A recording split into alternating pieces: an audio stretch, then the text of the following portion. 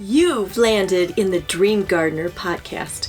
Through storytelling from the amazing guests I interview, you will learn how to gather, plant, nurture, and reap all the benefits of pursuing your dreams.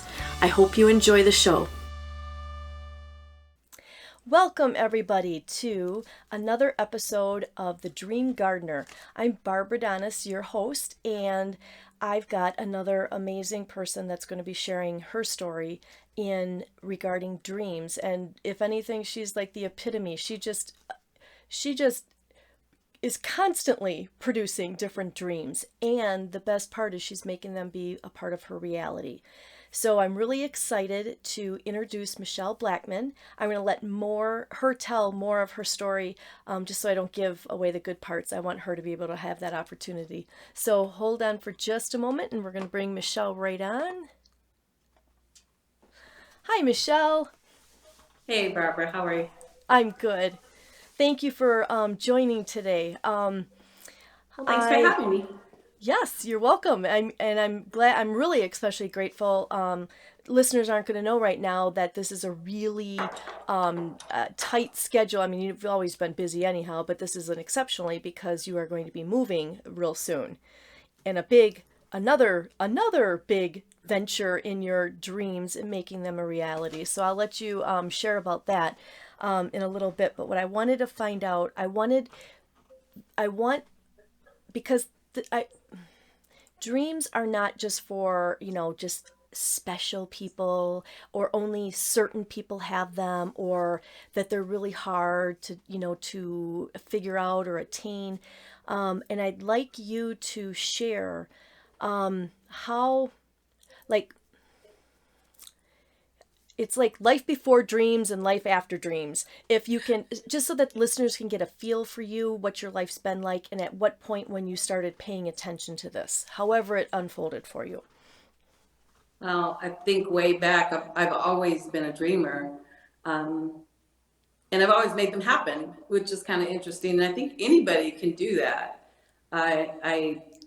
You just have to keep the vision intact. So I think one of our purposes here on life is to be more of who we are. So not trying to be someone else, just be yourself. And the dreams actually come to you if you're aware and if you just kind of get quiet sometimes.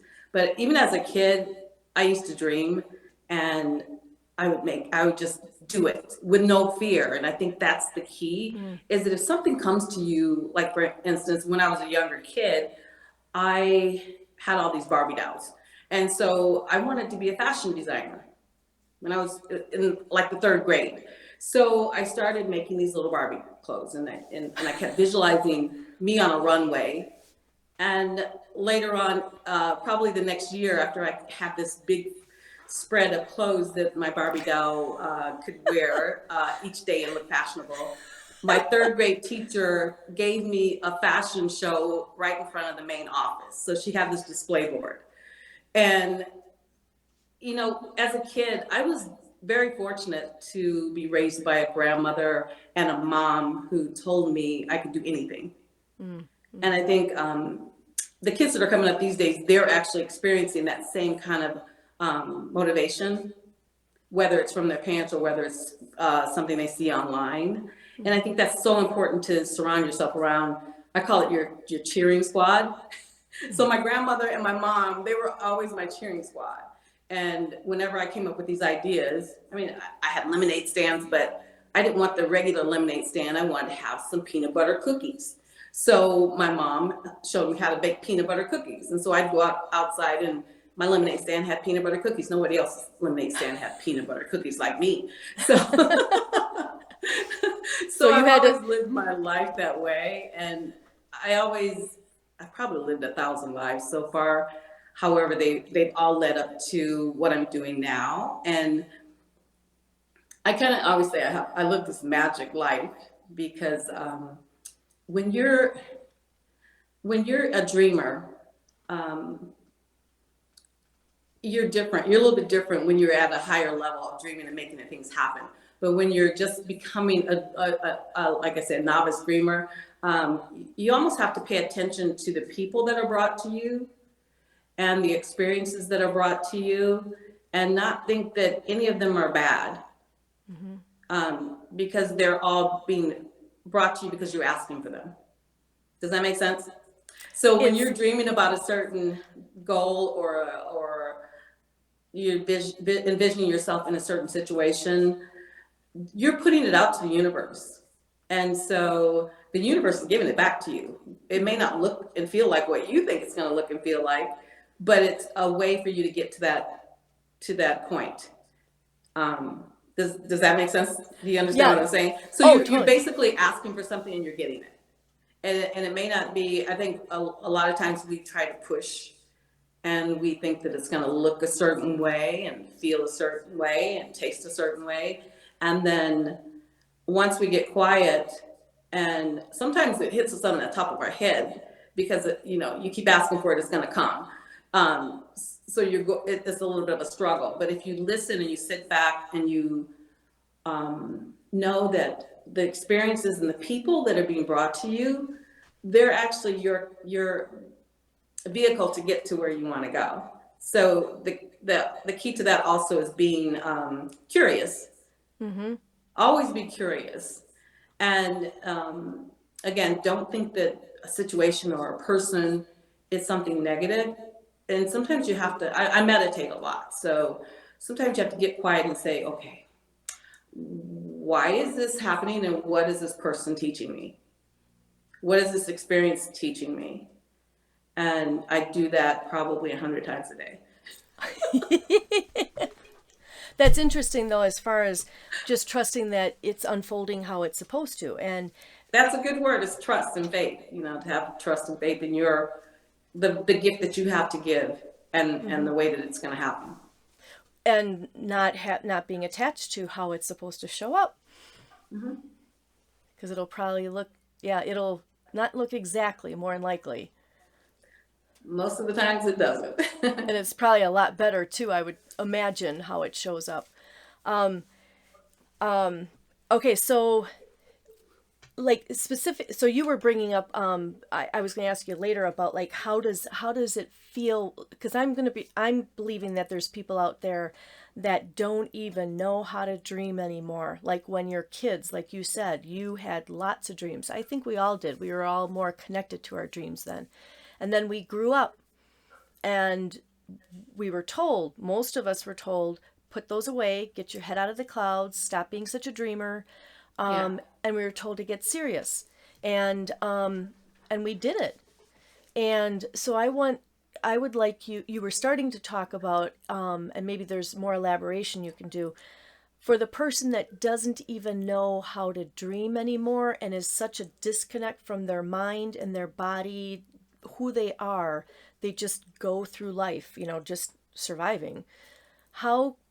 What besides, you mentioned meditation and finding that quiet time, what else would you tell a person they can do to start paying attention to dreaming, and how do they even recognize it? What does it feel like? I think a good question to ask yourself is, what is your passion? Your passion is actually a key to the gifts that you have to give to all of us.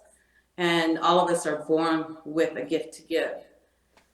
So if you keep asking yourself, or keep kind of listening to yourself, and even ask that question. I ask myself, I talk to myself a lot. I ask myself lots of questions, and I write things down. I don't keep journals. However, I do keep a pad by my bed. And when you wake up at 3:00 in the morning, that's telling you that you have something you need to get out of your subconscious, so you write it down. And I think a lot of us, if you don't know how to tap into your dream aspect of your being, just keep working at it. It's almost like meditation. The first time you do it, you may not do it really well, and you may not be able to concentrate, and you might hear all the noise outside, or the kids crying, or the cars beeping. However, after a period of time, you'll learn how to block that out. And I think that's the process you have to go through with learning who you are and learning what your passion is, which is basically your gift to us. that you were born with. And that's what we're here for. We're here to give our gifts. And that's just the start of it. And once you get to the point where you understand what your gift is and who you are, you just need to be more of who you are and just keep at it. And always, again, be curious about what's next, you know? Have some excitement about your life, have some adventure. Again, I was lucky enough to be around a grandmother and my favorite uncle, Joe, who I used to think he was Michelangelo because he had this room and he had all of these things that he put together, and he would take me to different countries and read books to me, and he even taught me fencing. So, I mean, and my grandmother was the same way. She would sit and read National Geographic to me. And sometimes it takes us not listening to people telling you, no, you can't do that, or you should do it a little bit simpler, or, you know, maybe you should stop dreaming, or, you know, maybe you should go out and make some money. Because the money will come if you be yourself, if you're more of yourself. It does come. I'm like a testimony to that. So, yeah, I think if you just, again, tap into who you are, what your passions are, it starts that process, and it gets easier and easier as you grow. I like and as how you let go, and as you have no fear and have a little bit of faith in yourself. Yeah, I like how you reminded me too that it's a process, because it's not like in today's society we want this and we hit a button and boom, we get it, Where like everything is Amazon. instant now, and everybody wants it just right now. No, it's a process. No, you got to do this many times and practice, and you might not, at first you might just hear that chatter, that noise, and you might not be able to get to that quiet place. That doesn't mean it doesn't work. It just means keep at it, keep trying, keep practicing it, and eventually. Yeah, and it's important to find that quiet place. Everybody can find that space. Even if you're in a home with 10 people and you're all sleeping in the same bedroom and you're in a little cottage somewhere, go out and walk and find nature. And even if it's for a few seconds a day, you need to stop the chatter. The chatter actually blocks you going forward and attaining your dreams. You know that you walk in nature. Yeah, I and love it's walks. Really important to be in tune with nature, and also that just brings you more in tune with yourself. And even like people walking around with headphones all the time, just we get so used to having noise, we curate the noise that we choose to put in our ears, but sometimes you just have to take that out. And there's enough noise going on. Sometimes that when people are walking around with those headphones on, they're maybe listening to something that's calming, trying to block out the noise because they haven't learned how to meditate or be quiet. I can meditate anywhere now because I've been meditating for a long time. But when I first started, it was actually at my spiritual center, and people would bring their babies and they'd cry in the bathroom. I'm like, take the baby home or take them outside because they're screaming and crying. And then I was like, but that's part of the beauty of life, Michelle, just kind of deal with it. And so after a while, I would get in tune with it. It's like that selective hearing, which I think everybody can do. Okay, so I want, so start telling us about your journey now with, especially, I mean, it doesn't have to be limited to specifically this time in your life, but you've got a huge dream that's happening. Yeah, well, like I said, I've lived 1,000 lives, and I think I'll just start, because this adventure is about real estate, and I've been selling and promoting real estate for 30 years now. So that's been a big part of my life. 30 years. So I'm trying to do the math, and I'm like, 30 years. I'm like, I'm like, no way. Yeah, it's been a lot of years. Okay, it does look. Well, when I moved, I'm from Kalamazoo, Michigan. So when I moved to California from Kalamazoo, I got in my car. Actually, before that, I told all my friends, I'm leaving in 30 days. You want to come with me? I'm gone. So I got a calendar and I marked the days every day. None of my friends came with me. So me and my son got in our car. We drove across to California. I had no idea what I was going to do. I just knew it was going to be fine. And at that time, I was a fashion designer. So I just finished school. And I said, I'm going to open up a couture house. So I'm going to be a fashion designer in California. And I actually did fashion design. I did fashion management at Saks Fifth Avenue. So I put myself right in the heart of Beverly Hills. Wow. And I had another dream that I wanted to get into real estate. And, you know, being a single mom in Beverly Hills, going into offices and also being the only Black agent in Beverly Hills, I had to say that, there was a little bit of a pushback. And so, but I never gave up. And I wound up, you know, selling in Beverly Hills, being one of the top agents there and in Venice Beach, and decided kind of through my clients, really, it was a message that they brought me. They saw this movie of a woman who went to Italy, and she fell in love with Italy, and then she found a fixer-upper. It was Under the Tuscan Sun. Mm. So I get about 10 calls from clients saying, you know, Michele, we know that you can represent us properly. Go to Italy, find us some property. So I went to Italy after asking one of my other clients where Tuscany was, because I had no idea. And so I went there and I fell in love with it myself. So I started going back twice a year. And then I got an apartment there after the first year. So I was really living the dream. And I'd stay there for like 3 months and come back to LA, and then, you know, spend another 3 months, come back to LA, finding properties for them to buy or lease. And then I wound up getting an apartment there, and I stayed there for a year and a half once. So Now, okay, so hold on for a second. You had a son. So where is he in the picture right now? How old was he? okay, so my son is 47, and he had graduated from college. Oh, like So when this so he happened? was Okay, yeah, okay, yeah. He was okay, on his own pretty much. okay, He was always actually a really good support system because he did all my marketing and he knew how I wanted to present, and so you know, my family was involved. okay. I So was thinking yeah. that this had happened earlier and I'm like, okay, tell us how that worked with having a child, but he's already gone. Well, Okay, California was the challenge with the child, but it was okay. We put him okay. through the Beverly Hills school system only so that he could get into any college. And I had a 1 bedroom apartment all the time that we were there.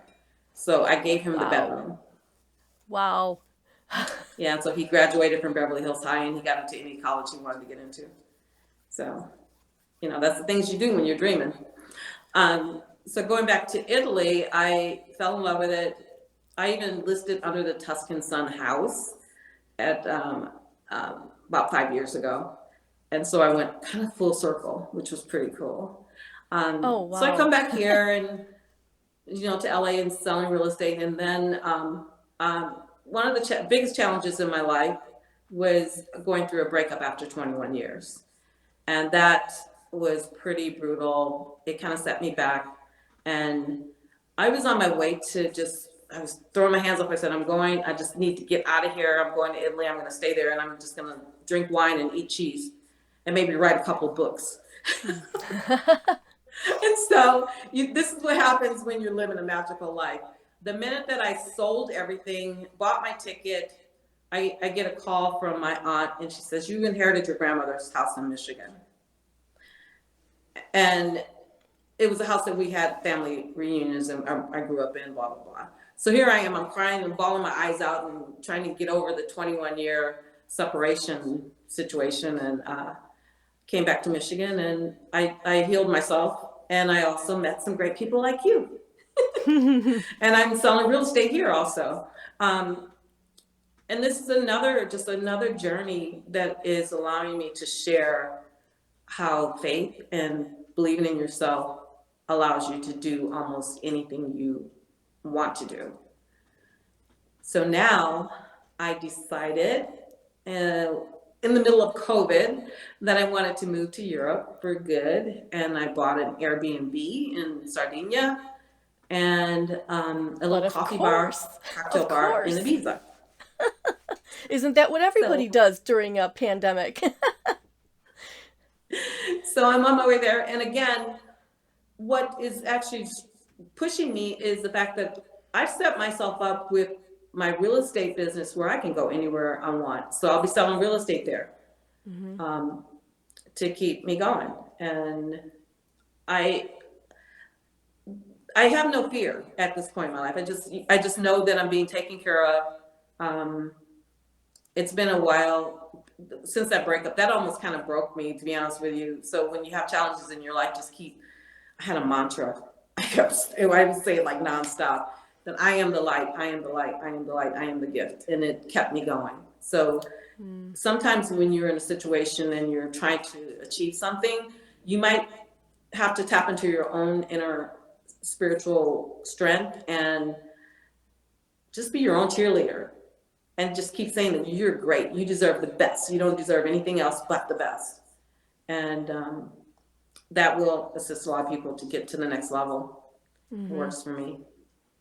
That sounds good, looking inside yourself rather than the external, Well, if you think about it, and I think what taught me with the breakup, because that was really, like I said, it was a brutal to my spirit. And but he's a human.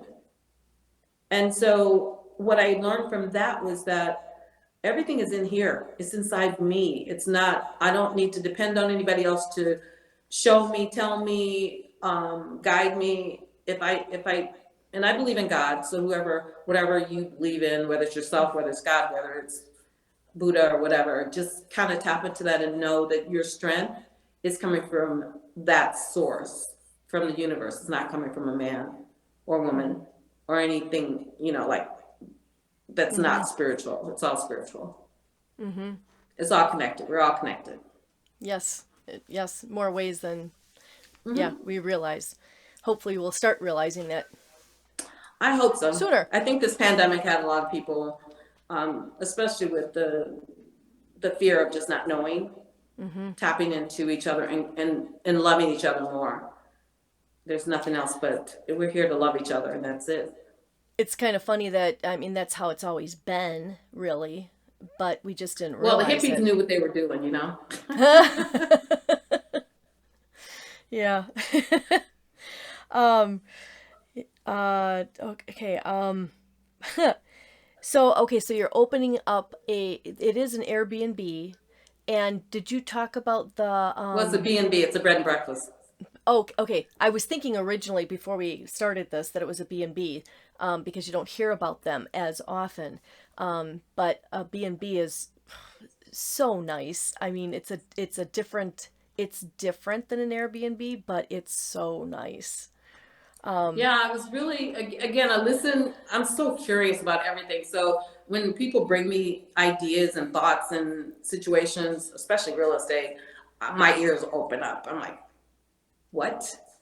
So when that was brought to me, I've always wanted to own a B&B. I've always wanted to have a coffee bar. And I've always wanted to have a vineyard. So I guess that's next. And then you'll have them, instead of, what is that, Saint Michelle or Sault Saint, that wine label, maybe you'll have a different Michelle It'll label. just be Michelle. Yeah. Just Michelle. Yeah. Okay, and then there was also, so going back, another dream, well, I don't know if it was a dream, but it's another thing that you made. It was a dream. Being here in South Haven, with the garden club, you started, I don't know the history so much about if a community garden, but you were the instigator of creating a community garden here too. So, it's like wherever you go, you just leave your mark. I have several passions. One, is sustainability, us being able to take care of ourselves and be healthy, and art and real estate. So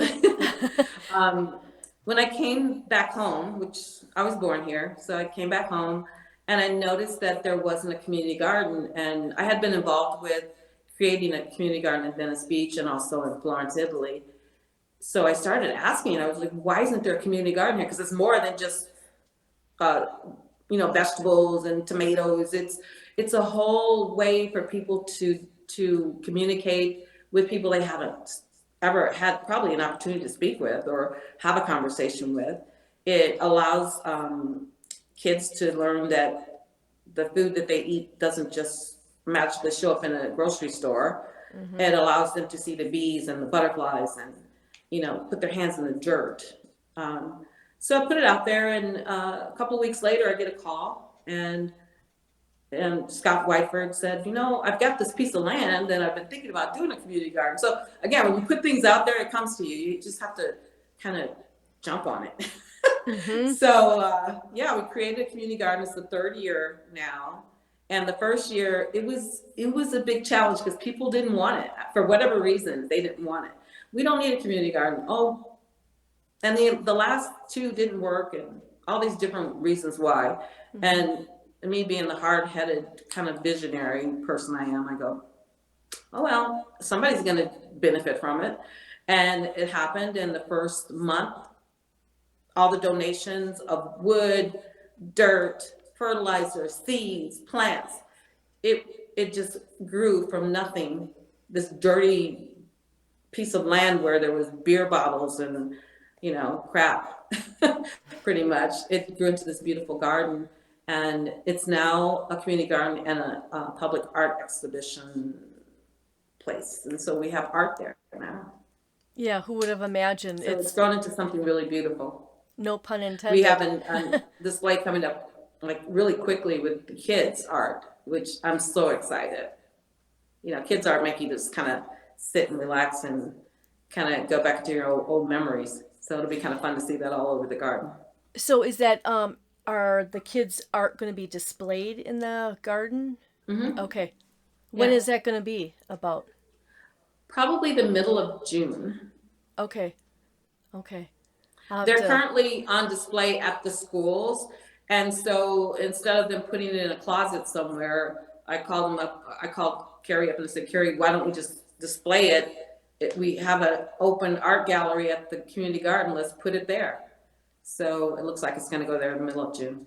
Oh, wow. So you just sound like you constantly have these ideas just popping in your head. I do. It's almost, sometimes it's kind of overwhelming and I have to write them down. I have books. I actually like to put them in a leather bound book. And so I have these books that I have, and I go back to some of them and I go, oh, I had a dream about that. That dream was like 2 years ago and it happened. So I just write things down all the time, and it comes to fruition. So, just have to keep on. And I think another thing is that we need to get to the point where we know that we're here to give to each other and to share and, be mentors to people that need us. Mm-hmm. And whether it's time or whether it's just your knowledge, just share it. Doesn't have to be money all the time. And not waiting for somebody else to be the one that makes the first move, Yeah, or don't let anybody tell you no. Mm-hmm. Or if they say no, just realize that's no. Don't take it personally. That's no because they're afraid. Yeah. Yeah, or they don't want to, or it's usually a fear. If you sit back and you think about it, it's their fear of whatever, but it's not your fear because you came up with that idea. Right. And that idea needs to happen. And even just with the community garden, for whatever reason it didn't work last time, or whatever reason people weren't as receptive, it doesn't mean that that's how it's going to be this time. Right. That saying of, well, that's the way we've always done it. Well, what does that That doesn't mean? mean it's right. Yeah. So what if that's the way you've always done it? I think about this experience that probably had some impact on me, and it was when I probably was about 8 years old. My mother was a nurse, and I was always so proud of her. Every morning she went out the door with her little white uniform on, because that's what the nurses used to wear, white uniforms with the white shoes and the little white hat. So, the little paper thing. Yeah. And she loved being a nurse. So one day I came home from school and she was bawling, crying. And it shocked me because my mom was always happy, right? So I went to her room and I said, Mom, what's wrong? And she said, well, I found out that I'm not going to be a surgeon. She wanted to be a surgeon. Oh. And what they told her after all the years that they kept promising her that she was going to go through the training program. They finally fessed up and said, well, we can't put you in the program because you're a Black female. Wow. I was probably 8 years old. I looked at her and she was crying so hard. And she said, don't ever let anybody tell you you can't do something. And that always stuck with me when people tell me, you can't do that. And I go, watch me. Yeah. Your mom would be That was very her, proud. that was her, you know, she made that her life. That was her dream. And it didn't happen. Is your mom still alive? No, she passed away a long time ago. She passed away really young. Okay. Well, she is beaming down right now looking She's still at with you. me though. Yep. She's like, that's my girl. Okay, then what about, like, you were touching upon it a little bit before too. When and just right now what you said too about not letting anybody tell you no. So when you've had obstacles during the course of making your dreams come true, what are some other ways that you've gotten past that? How have you busted through those naysayers? That's a good question. Or it might not even be other people are the naysayers. You sound like you've got a very well developed positive self-talk. Maybe there was a time when it wasn't so positive, so it could be something you were even telling yourself. You know, I've had periods when it was a little bit harder, of course. Mm-hmm. You know, being a single mom, raising a son, it was fun, but it wasn't easy. Mm-hmm. And there was times where I was struggling, and we had like a dollar in my wallet, not even in the bank, and trying to feed him and take him to school, and trying to compete with the kids in Beverly Hills driving these fancy cars, and I had to park down the street with my little Volkswagen. And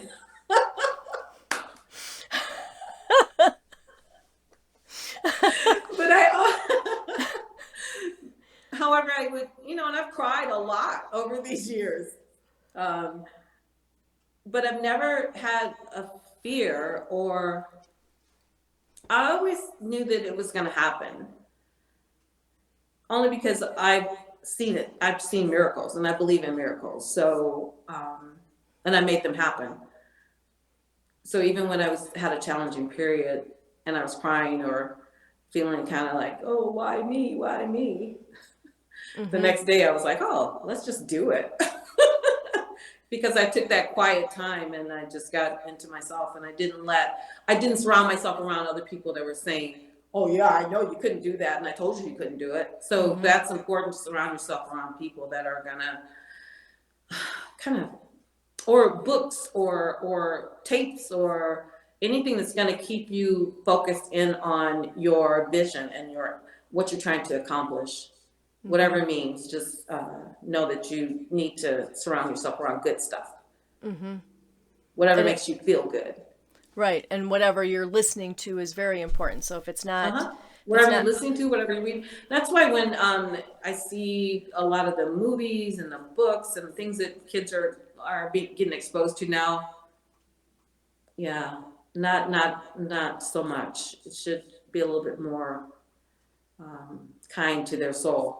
It's almost like it shocks me sometimes. So it seems, well, even for adults, but it seems like we're finally admitting the connection, at least the medical community is finally admitting the connection between what we eat and how it affects us. So maybe eventually the media or people will start realizing that, oh, what I put in my body, what I eat is important. So what I put in my body, hearing or mm-hmm. watching, is just as important. All of it. Mm-hmm. So maybe that'll be, hopefully that'll be the next thing I think it is, because you hear a lot more people, especially with last year, they're not watching the news anymore. They've turned, or TV. And during the pandemic, was my first experience going on Facebook, and sorry, Facebook, but I had to say this. There was just a lot of negative things when I first went on, and I sat down and I was like, is that many mean people out there, really? They're saying all this stuff. So I had to get off of it for a while. And then I learned how to kind of string through my family stuff, through the really beautiful pictures that people post, and not get into the political or the fighting and all that stuff that's on there that you can actually tap into if you, and a lot of people spend a lot of time on social media, and that's what all they're watching. That's all they see all day long, especially when we were under home arrest Yeah. because of COVID. Yeah. That's all they were exposed to. So Right. yeah, So hopefully makes a people big difference. Right. Right. So if you let's see. I'm trying to think of what other question I wanted to ask you. If you were to help encourage someone to start pursuing their dreams or spending more time to start paying more attention to their dreams, what would you tell them? You've gone over a lot of it right now, but like in summation Yeah, or I've mentored people, especially in real estate, but I've mentored people all my life. I've always tried to, if someone's reaching out and asking me questions about how I did what I did, or how could I do this better, I think I I make a practice, like I say, of writing things down. If you're not if you like, audio, get a little tape and tape some of the things that you're thinking about, and then play it back. Or a vision board works also. You create a board with all your dreams and visions that you want to accomplish, and you put it up somewhere, or you could put it in a closet somewhere if there's people around that you don't want them to see it. And that subliminally will allow your subconscious and your energy, to create that attraction that will allow you to at least start. So I think, again, learning what your passion is, and do a vision board. That's kind of a good exercise. Cut out little things that you want to, even if you want to look a certain way, like you want to lose 15 pounds. I mean, I had this woman on there with a flat belly at one point. I was like, oh, I want a flat belly like that. And so, and the house that I wanted, and the car that I wanted, because you think about, those are material things, but they're made for us to enjoy it. So why not strive for some of those too? But I also, wanted to have a beautiful place just to live with greenery, and so, I've always had that because I always visualize it. And visualizing you can do any place, anytime. You just sit excellent. down and you visualize yourself being somewhere. And the more you do it, the more that energy is going to come your way, and show you, if you're curious, show you where to and how to do it. It's automatic. It's just the law. You can't stop the universal law from not happening. So Yeah, it's probably happening to people already, but they just aren't yeah, a lot aware of of people it. miss out on things because they're not curious, or because they've got too much chaos around them, or too much loud noise, and it doesn't come through when it's too much chaos. Right. And I like your idea, what your value of being curious, which indicates also like ongoing learning, like never stop learning.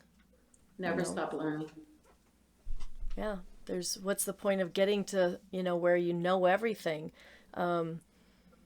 Which it doesn't exist, but No, it doesn't. And you would get bored anyway. right. I always thought, like, well, what would you do then? If you knew everything. So, and I bet you that's also like when I made a comment earlier about like trying to figure out like what age like where your son was in this point when you were going to Italy and getting a place there. I was just trying to, being in real estate, I was trying to calculate the math. And I bet you that is something too that is one of the biggest unpredictable benefits of following your dreams, is that you have an aliveness which equates to youthfulness, however that looks, with wrinkles, whatever, but that aliveness. Yeah, we're and gonna that get the wrinkles. I don't care about the wrinkles. But yeah, I'm 65. I'm 65, and I'm still no. like, I'm going after my dreams. Wow. I want to live to be 99 or 104. So I want to keep 99 or on 100. dreaming 99 or 104. as That's long as I funny. can walk. Well, so it just sounds like it it it'll it makes you younger looking also. And I don't mean just you in it, but it's obviously, that aliveness just makes people look younger. So why wouldn't somebody want to be able to It have. makes you healthier too. Stress actually makes you old and all these diseases come into your body because you're stressed out. Yeah, so much for not following our dreams and that they're not important. If we would have only have known then, you know, Yeah, right. when you're good at dreaming. Well, okay, so is there anything else that you would like to say to listeners that I haven't covered, or just something that's just right there for you? Well, again, just I think the no fear and stepping outside of your comfort zone and being curious is huge. And having faith. Having faith in yourself, not other people. Just have faith that you're going to be able to achieve whatever dream and goal that you're trying to achieve, because you can. No matter what's happening in your life, you can do it. Beautiful. Yeah. Thank you. Well, Thank thank you, you. Michele. It was awesome. So I will see you. Who knows? Maybe there'll be a part two. But I wish you the Well, you can best. read my book. I have a book Oh, coming out. you didn't touch upon that. Well, it's okay. Okay. It's the International Realtor, and it's based on a model to be successful and more spiritual, because real estate is very, very important to people's lives. It's their base, pretty much. And so it's coming from a more spiritual side of dealing with people's lives. However, I kind of kicked in a few of my adventures over the world that I've during my travels. Okay, so is And I'm this going to more like. self-publish it this year. Really? Yeah. That's awesome. So look for that. Okay, the International Realtor. Realtor. Okay. And when I'm posting this, I'm also going to have what do you call them? Things that people can click on, you know? I'll I'll figure it out later. Links. Links. Thank you. Thank you. Links. It's something. But so that'll be exciting, and I'm sure you've got something else in the works too. I'm Yeah. sure before I even end this video, you're going to be, oh, I thought of another dream. But thank you so much, and I wish you the best over in Italy and via Thank you so Spain. much. Via Spain, right? And then Italy? Yeah. Okay, I wish you the best. We're going to miss you here in South Haven, and they're going to love having you over there. So Thank you so much for having me on, Barbara. you're welcome. Love you. Oh. So you can see, just talk about endless possibilities that you can make happen. If she hasn't given you ideas, or at least instilled in you that anybody, including you, can dream. You just have to pay attention and be quiet and listen and seek out that quietness, and you'll get connected with those dreams. So have fun discovering yours, and until next time, happy dreaming.